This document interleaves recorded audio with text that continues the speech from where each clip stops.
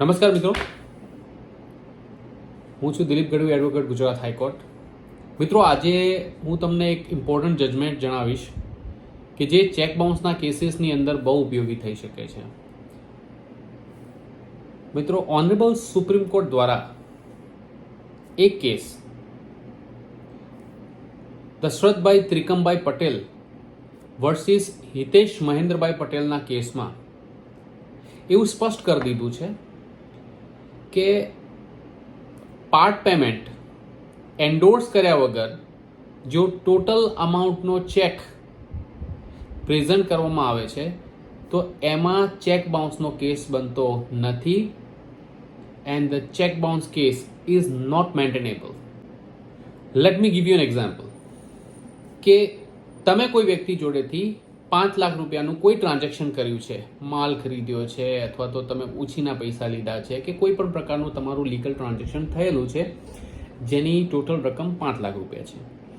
હવે એ 5 લાખ રૂપિયાના અનુસંધાને તમે એ વ્યક્તિને 1 લાખ રૂપિયા પરત કરી દીધા છે.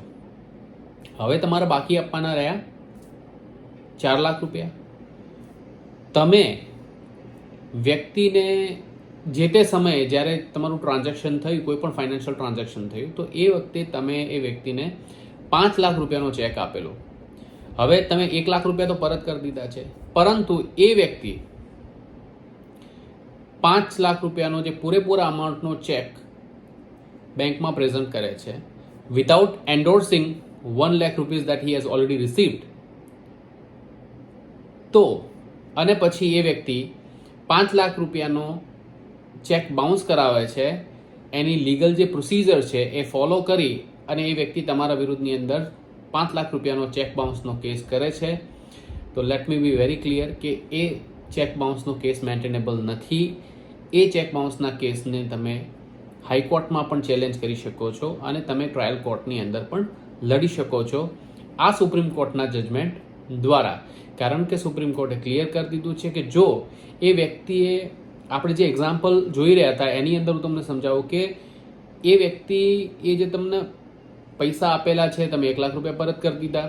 હવે એ વ્યક્તિએ જો ચેક નાખવો હોય તો એને 1 લાખ રૂપિયા મળી ગયા છે એનું એન્ડોર્સમેન્ટ કરવું પડે ચેક ઉપર, અને એ જે ચેક જે છે it should only be presented to the very limited extent for the amount of 4 lakhs only.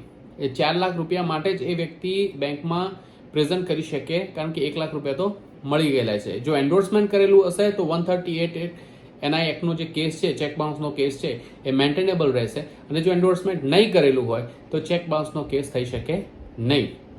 તો આશા રાખું છું કે આ વિડીયો તમને ઉપયોગી થશે. જો મિત્રો તમને આ લીગલ માહિતી જે છે ચેક બાઉન્સ વિશેની તમને ગમી હોય તો ફર્સ્ટ ઓફ ઓલ મારી આ યુટ્યુબ ચેનલને સબસ્ક્રાઈબ કરો, આ વિડીયોને વધુમાં વધુ શેર કરો, અને હા, લાઈક અને તમારો કોઈ પ્રશ્ન હોય તો તમે કમેન્ટ કરી શકો છો. જય હિન્દ, જય ભારત.